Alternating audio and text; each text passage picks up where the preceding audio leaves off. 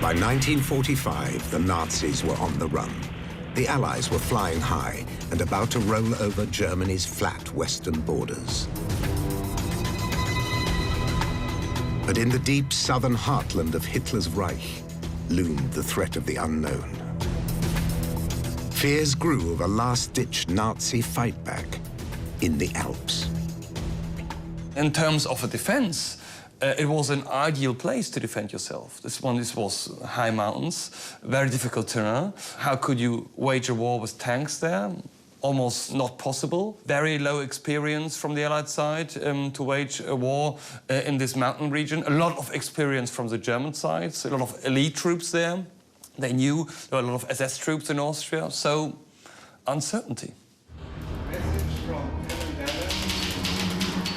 Amid such uncertainty came evidence of the Western Allies' worst fears. Neutral Switzerland bordered part of the German Alpine region. The American intelligence chief in Bern, Alan Dulles, had a grim report. It suggested that a fanatical elite was massing in the mountains. A hardcore led by those with death heads on their caps. The merciless SS would spearhead a desperate guerrilla war from an Alpine fortress. It was the very fact that the Bavarian and Austrian mountains seemed to lend themselves so well to guerrilla warfare that this horrible idea, because it represented a nightmare for Allied military strategists, that this horrible idea started to gain currency. The horrible idea was an ultimate nightmare for the advancing Allies. An Alpenfestung, or Alpine fortress, extending into northern Austria. Defended by thousands of troops, steeling themselves for a final do-or-die fight for the fatherland. Their fingers on the triggers of an arsenal of secret weapons hidden in crags and crannies. At this time, in January 1945, they didn't know what was going on when they entered Germany. And they were taken by surprise by the Battle of Bulge, was a German counterattack in December 1944. And they didn't expect that. So the question was, yes, we have won the war. This is clear. But, I mean, are we able to cross the Rhine? Are there some secret weapons still? Is there somehow a secret counterattack prepared? So it was all uncertain. Uncertainty and fears of so-called wonder weapons were understandable. The Germans had already developed ballistic missiles and jet planes. And other, more fearsome, more destructive horrors were on Nazi drawing boards. What the Allies decided to do was to be prudent, to assume, given Hitler's nature, given the fanaticism of the SS and the fact the SS probably controlled the German state by then, to prepare for the worst. The Alpine Redoubt was the worst. It was the worst case scenario that anyone could imagine, and they felt they had to prepare for it. Some tunnels and bunkers had already been excavated in existing salt mines. Even today, the crumbling remains of the would-be Alpine fortress are well hidden. One tunnel complex near the Austrian city of Salzburg was to be the command center of the Nazi Alpine fortress. Such tunnels were also used to build planes and rockets, as Allied bombing reduced conventional German factories to rubble. This is where, according to the plans for the Alpine fortress, the high command of the SS would have been situated, led by Himmler. Himmler's documents in Berlin were already packaged and addressed. The complex extends over 6,000 square meters, and the plan was for 22,000 square meters. As well as bunkers below, the Germans seemed to be amassing manpower above. Senior Nazis gathered in the Alps. SS Chief Heinrich Himmler's deputy, Ernst Kaltenbrunner moved back to his native Austria, to a villa above the spa town of Altausee. Himmler named him commander-in-chief of all forces in southern Europe. He would coordinate the Nazi fightback from a region he knew well. He was somehow in charge of the secret police and the political police, so he was quite a very important figure in the SS world. Another influential Austrian SS man was lurking in the Alps. The presence of SS commando leader Lieutenant Colonel Otto Skorzeny was yet more evidence of an Alpine fortress.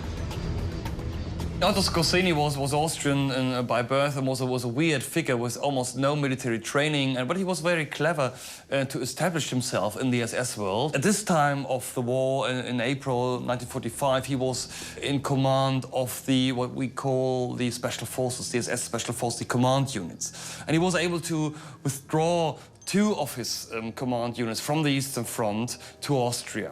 And this should have been the core of the defense force of the Alpine fortress. The region bordering southern Bavaria and Austria was already riddled with old mining tunnels. Some of them were extended and used to build weapons. Schwaz is the site of old Austrian silver mines near the German border.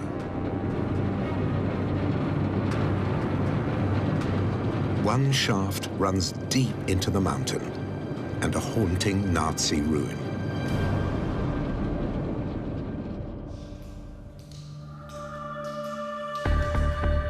The dank, dark subterranean world is usually off limits to visitors.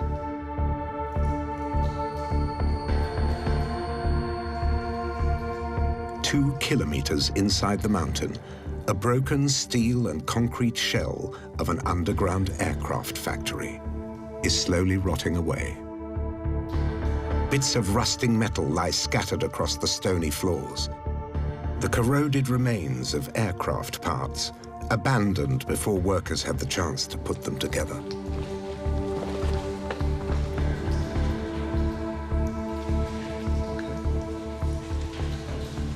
The whole complex is in entirely the same state as it was when it was left, following the detonation at the time. And the workers had only just left the complex. Everything is still standing on mounting racks. It really is unbelievable.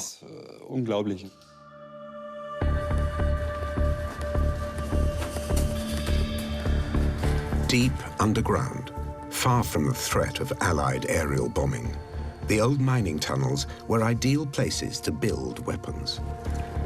Including a new generation of planes die-hard Nazis hoped would repel the Allies rampaging into the Reich. These are the remains of one of the first jet fighters in the world, the Messerschmitt 262. Almost 1,500 were built, but only a few hundred flew in combat.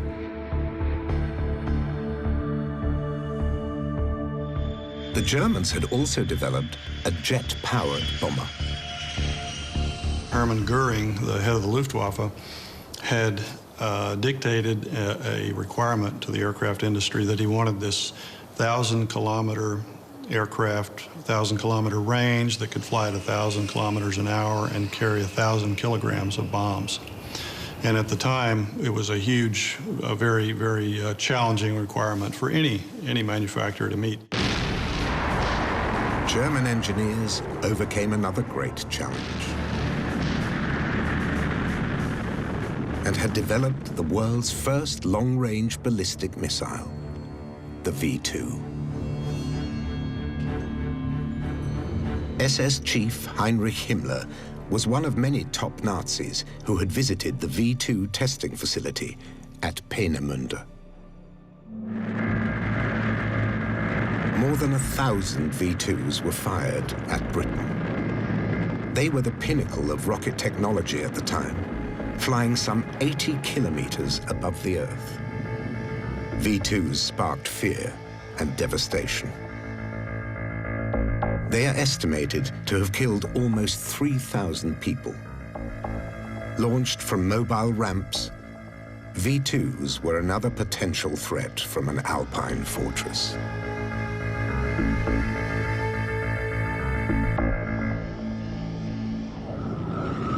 And there was another, even greater horror emerging from Nazi drawing boards. A longer-range version of the V2, dubbed the America rocket. Such horrors were the brainchild of Nazi engineers like Wernher von Braun. With Allied invaders closing in around them, in early 1945, they were redirected south to the so-called Alpine fortress. Von Braun was ordered to go to the Alps, so we received an official order to leave Peenemünde. So we didn't flee, but it was requested that we go to the Alpine fortress in the south of Germany. The original plan was, which we had never believed, to continue building V2s down there. The Nazi Germans may have had a technological advantage, but they were vastly outnumbered by conventional planes, tanks, and troops. German airfields and factories were overrun. In central Germany, the advancing Allies found the remains of another wonder weapon. A menacing bat-like jet fighter bomber, partially made of wood. Looked sexy and looked efficient and fast and menacing. It was a unique configuration and a unique shape, advanced technology, jet-powered interceptor, faster than anything the Allies could field. The Horten H9 was also covered in carbon and plywood, making it more difficult to detect by radar.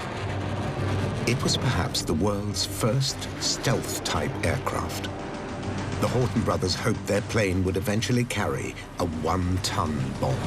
If the Horten 9 could have been put into production, perhaps even fitted it with rockets, unguided rockets that they could use used against the bombers, I think all these things are quite possible. And fielded in significant numbers, it would have been certainly faster than the Allied piston-driven airplanes, and it could have had a significant impact on the air war.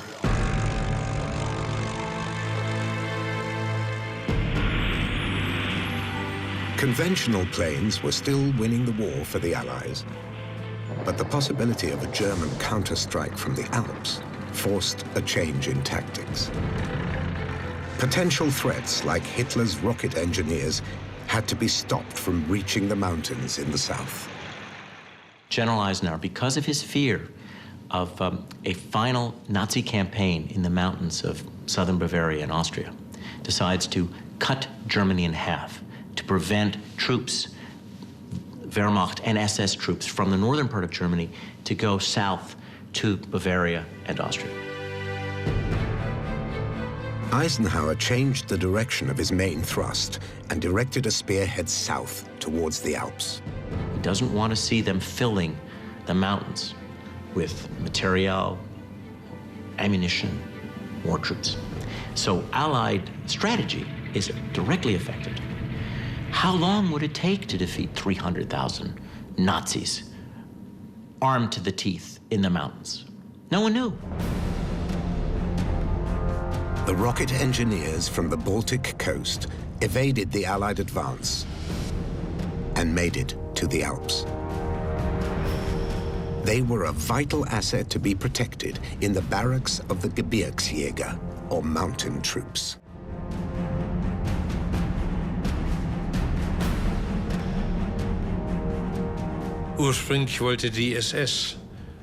Originally, the SS had planned that we all moved into the barracks. They wanted to concentrate us all there. But then one bomb could have killed the entire team. So this convinced the SS commander that we should disperse across the country. Rocket engineers were not the only assets moved to the relative safety of the Alps. The Reichsbank in Berlin was badly bombed. Gold, cash, and other reserves were no longer safe in the capital. hundreds of millions of dollars worth of government and private treasure was shipped south. I believe that this is the only time in history that so much treasure has been consolidated together. A treasure of such incalculable value has been concentrated in one area at one time. Most of the Reichsbank gold dumped in a mine was recovered by the Allies. A small percentage remained unaccounted for. There are still Nazi relics in the tunnels, mines, and alpine lakes around Germany's southern borders. Some believe that fabled Nazi treasure still lies hidden in the region where Hitler's die-hard disciples planned to raise an alpine fortress.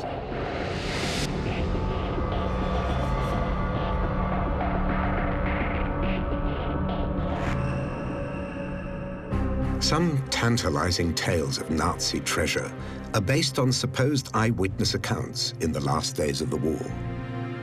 But not all can be dismissed as fanciful. A mule train spotted traveling up an alpine mountain one night attracted attention.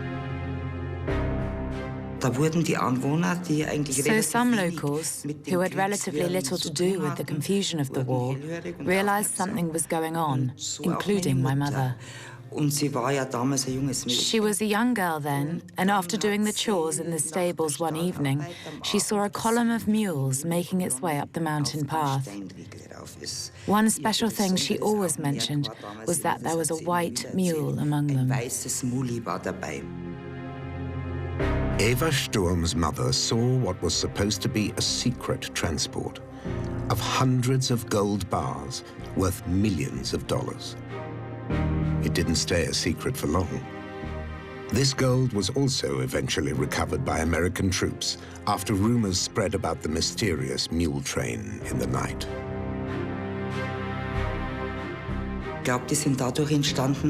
I think the rumors started because there were a few forest workers who saw these bags. So it wasn't all that secret. Many people had noticed something. Rumors and stories persist of other buried treasures that were not recovered. According to local legends, some people grew suddenly rich after the war. Such tales have attracted a new generation of treasure hunters in the old Alpine fortress territory.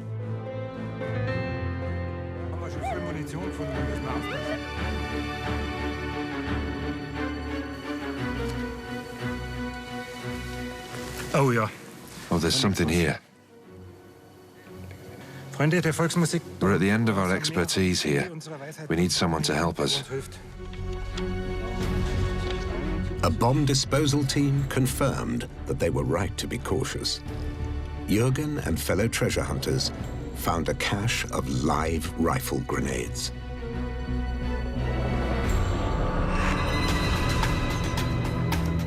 The Nazi gold trail extends further east to the picture postcard lakes and mountains of the Salzkammergut near Salzburg in Austria. This was also to be part of the Alpenfestung. It's another place where stories of hidden treasure proliferate. There were also treasure caches which came from the SS and the Foreign Office. Everybody had evacuated their individual treasures, as you might say, down to this area.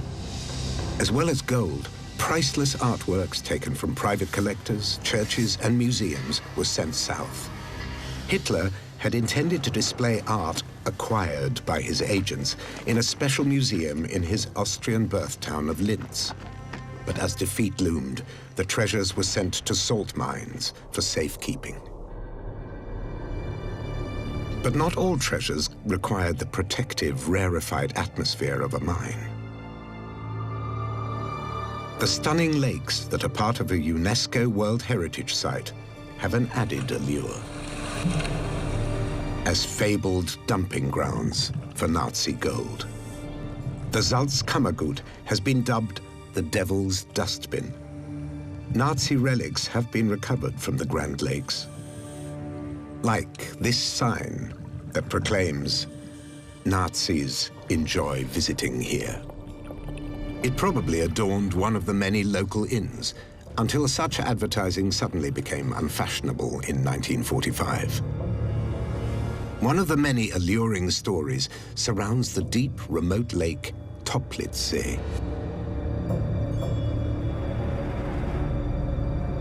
A local farmer is said to have been summoned in the dead of night to help SS men dump truckloads of heavy boxes into the lake, packed with gold and secret Nazi files. Such alleged eyewitness accounts sparked a kind of gold rush. Divers dreamt of scooping up a fortune. But alpine lakes are dangerous. At least 2 divers have drowned in the Toplitzsee, its dark waters full of snags and hidden obstacles. But in 1987, it seemed that the deadly risks were worth it. A breathtaking treasure was apparently recovered from the treacherous mud by a local dive expert, Gerhard Zauner. We dumped it in the Toplitzsee and then recovered it and had it confiscated. 3 days later, they realized it wasn't gold. It was a glittering example of Gerhard Zauner's mischievous sense of humor. The gold ingots were bars of bronze, but his hoax proved to be a 24-carat sensation. We were given it back, but there was a massive media reaction. Gold found in the Toplitzsee. It went round all of Europe. The fake gold features in a display in his dive shop, along with a huge range of Nazi and other relics recovered from the lake. He's found everything from medals to a working anti-aircraft gun, but no gold. And yet, another kind of treasure has been found in the Toplitzsee. In the 1980s, biologist Hans Fricker ventured deep into the lake, searching for a wealth of wildlife. The biologist discovered a previously unknown worm, but that's not what made headlines.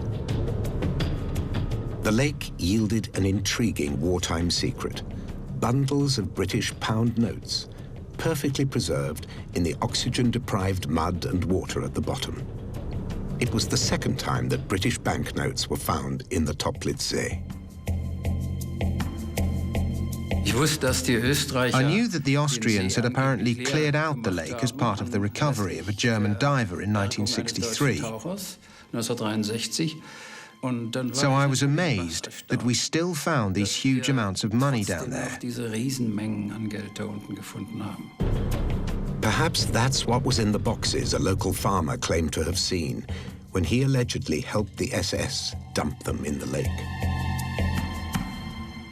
A printing press had also been recovered, relics of Nazi attempts at economic sabotage. They were targeting the British economy system, the British money system. So the whole idea behind that forged banknotes was to cause inflation in Britain. The banknotes were forged in the Sachsenhausen concentration camp. As well as counterfeit currency, Nazi victims were also forced into working on underground missile factories. Nordhausen, or Dora Mittelbau, was one of them. It wasn't in the Bavarian Alps, but in the central German Harz Mountains. When American forces liberated the camp, only a few victims remained. The rocket engineers they were enslaved to serve had fled south to the so-called Alpine Fortress.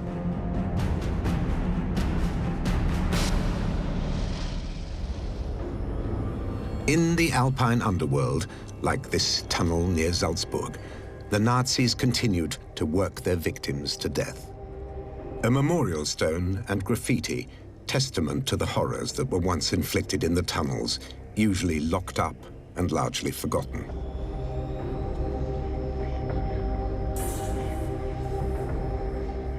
Polish, Italian, and French prisoners from the nearby Mauthausen concentration camp were among those forced into slavery.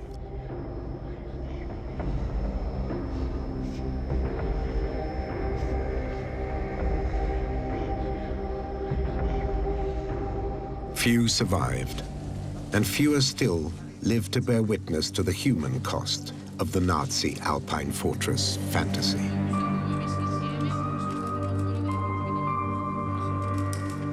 Some returned to commemorate fellow victims of Mauthausen. Like Austrian priest Johann Gruber, who smuggled food and money into the camp, but was found out. And French priest Père Jacques, who was sent to the camps for trying to save Jewish boys from the Holocaust. Both were unable to save themselves, but fellow prisoner Jean Monin managed to hold on to life.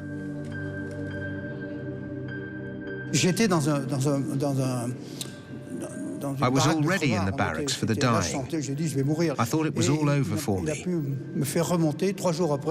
But friends took me into the central camp and hid me there for 14 days. Then we were liberated. I weighed 38 kilos then.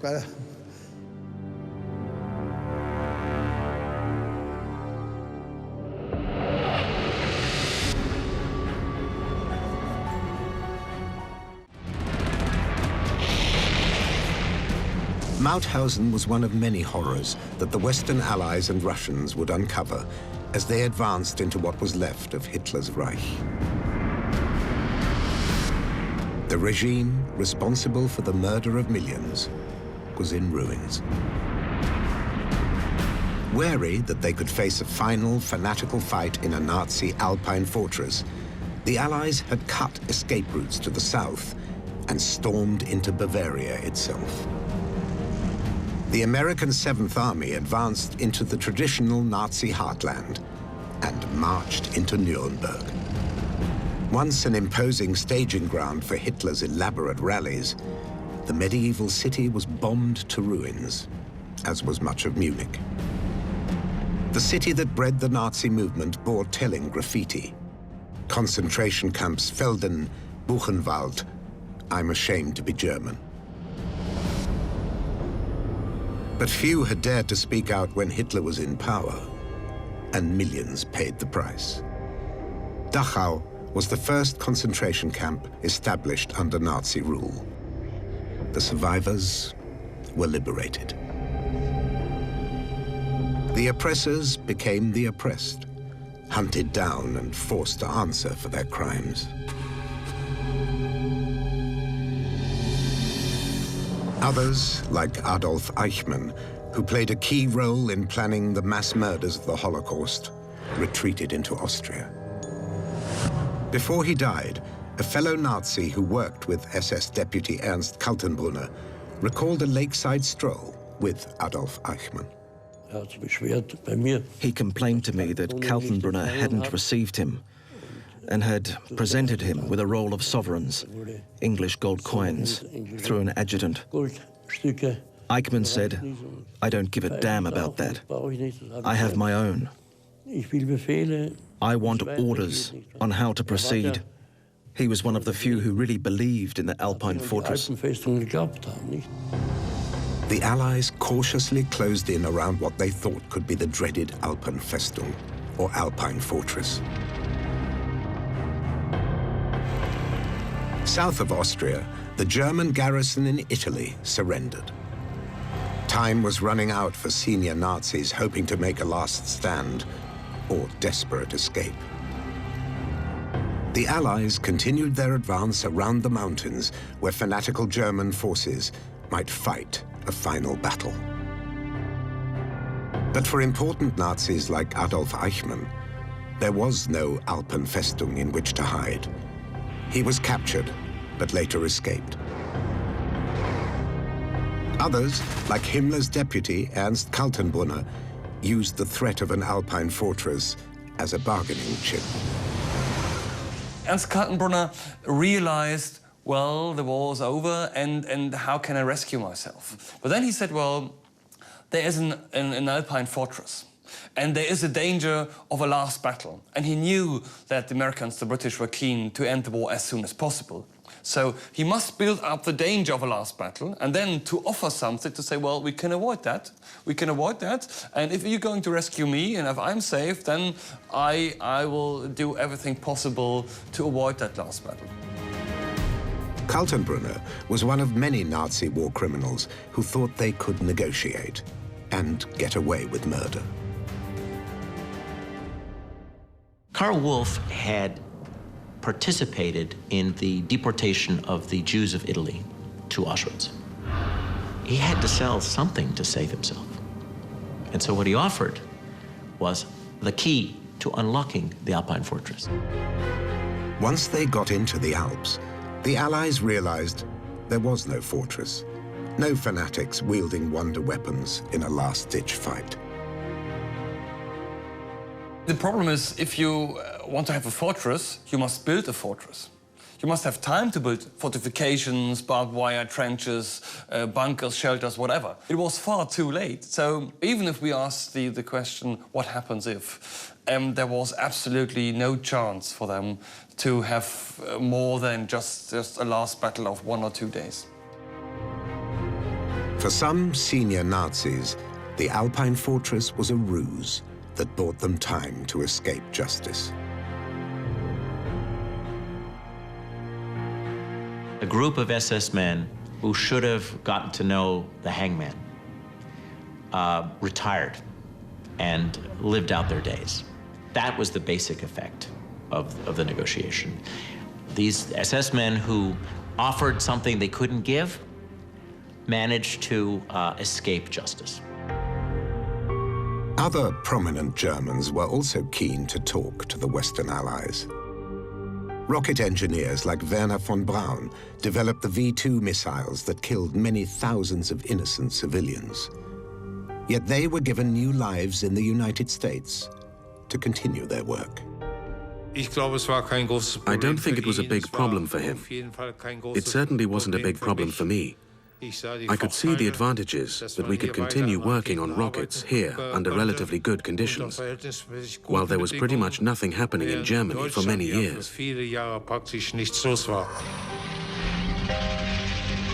The Germans had run out of manpower, materials, and perhaps the will to mount any kind of meaningful resistance in the Alps.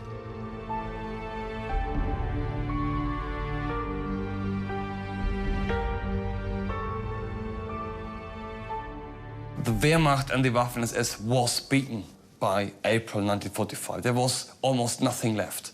So there was resistance west of the Rhine, but not very much east of the Rhine. There was resistance in Hungary from hardcore SS units, but not in Austria anymore. Nothing was prepared. There was no fortress. There was nothing there. It was just a peaceful lakes, peaceful alpine region. There was a spring, nice weather. In the calm that followed the spectacular fall of Hitler's Reich, lesser-known Nazis like Adolf Eichmann slipped away.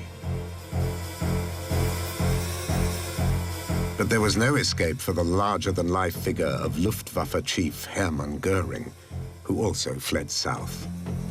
His flamboyant tastes extended beyond elaborate uniforms.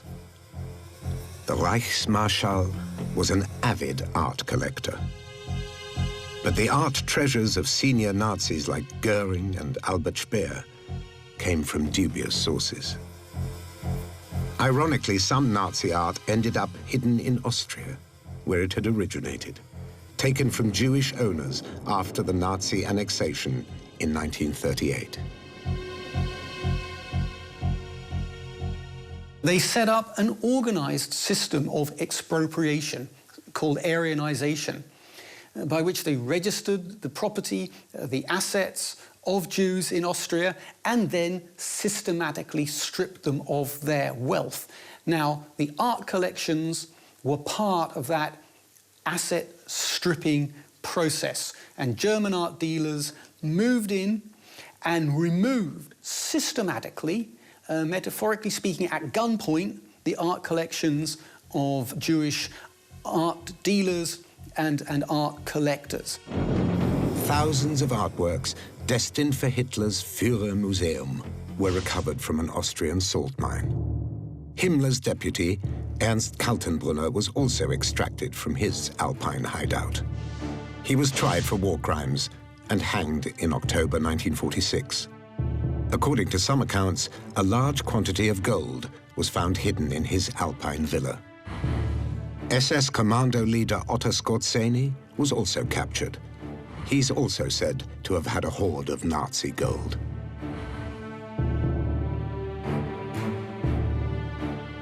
He was interrogated by the American Army Counterintelligence Corps, and when he was interrogated, it seems that he forgot to mention anything about the vast treasure that he'd actually taken possession of.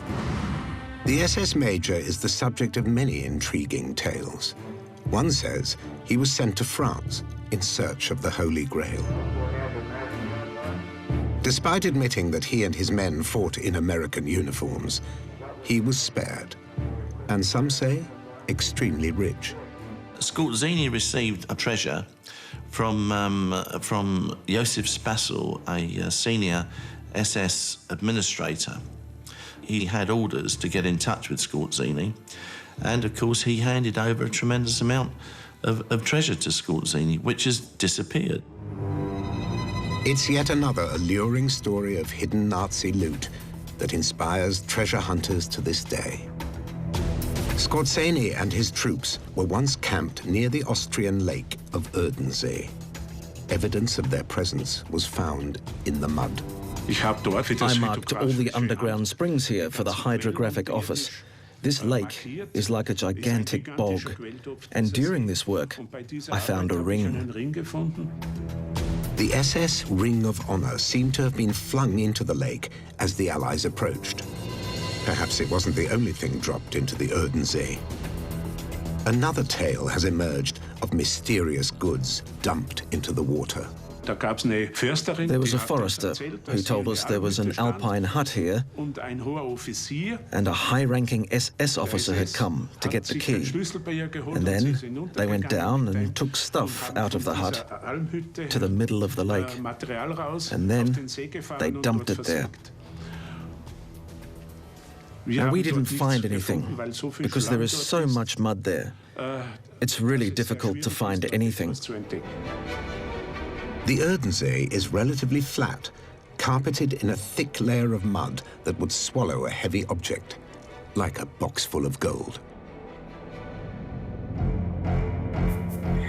It's also a nature reserve, and diving is usually strictly verboten. Tentative permission was given for a search of the lake. From a boat loaded with state-of-the-art radar scanning equipment. And a GPS locator, which would record the precise position of any object detected in the mud.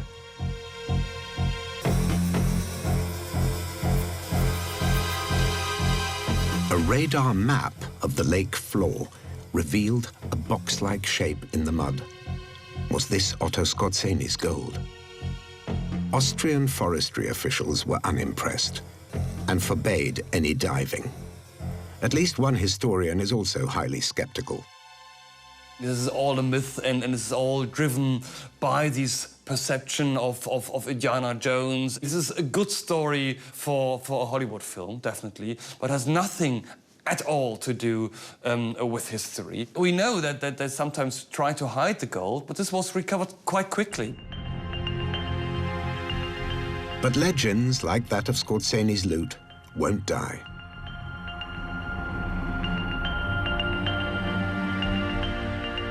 If a fortune in Nazi gold was dumped in the lake, perhaps it's already been recovered and spent. After the war, SS commando leader Otto Skorzeny left his native Austria for good, to enjoy an apparently wealthy life. Skorzeny was put into a prisoner of war camp, and he was there for approximately 3 years, I believe, 2 or 3 years. And ultimately, he just walked out of the prisoner of war camp and disappeared until he resurfaced in Spain in 1950 at which point he seemed to be much richer than he had been previously. Otto Skorzeny was interviewed at his holiday home in Mallorca in 1973. Ruled by the fascist dictator Franco, Spain was a safe haven for unrepentant Nazis.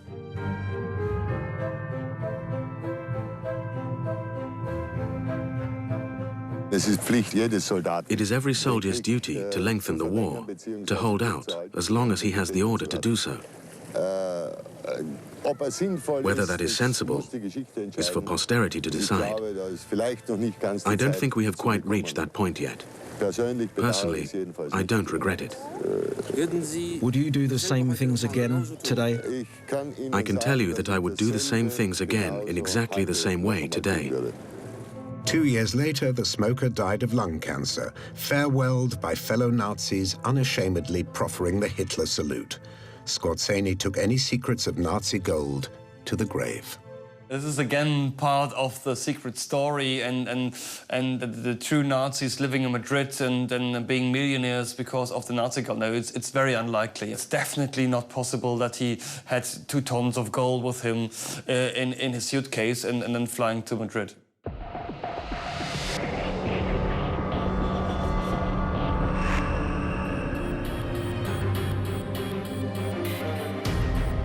Back around the German Alpine town of Garmisch, the hunt for fabled Nazi gold goes on.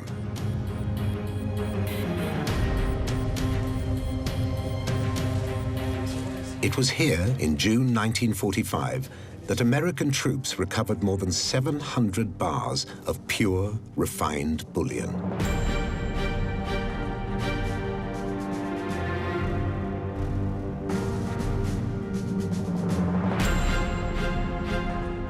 The hoard was worth hundreds of millions of dollars.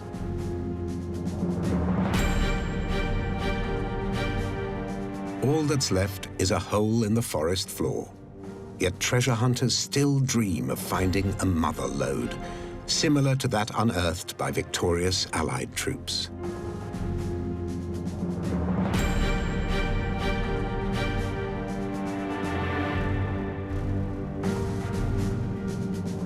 The riches that were recovered were transferred to a special Allied commission. A lot of the treasure was found in the 1940s, but an awful lot of treasure just disappeared. Some of it was stolen, some of it may very well be still there. And somebody, one day, might just find some of it. It's a prospect that continues to tantalize treasure hunters in the hills and lakes of the Alpine region, once thought to form an Alpine fortress. But the Alpenfestung was a myth. There was no fortress and no heroic last stand in the mountains of Germany and Austria. Like the Alpine fortress, the legends of Nazi gold also seem to be no more than a myth. Yet the scouring of crags and crannies goes on. German and Austrian lakes have produced a variety of Nazi relics. Tons of wartime detritus have been recovered from the deep waters of the Toplitzsee. Bombs, mines, and rockets, but no boxes of gold.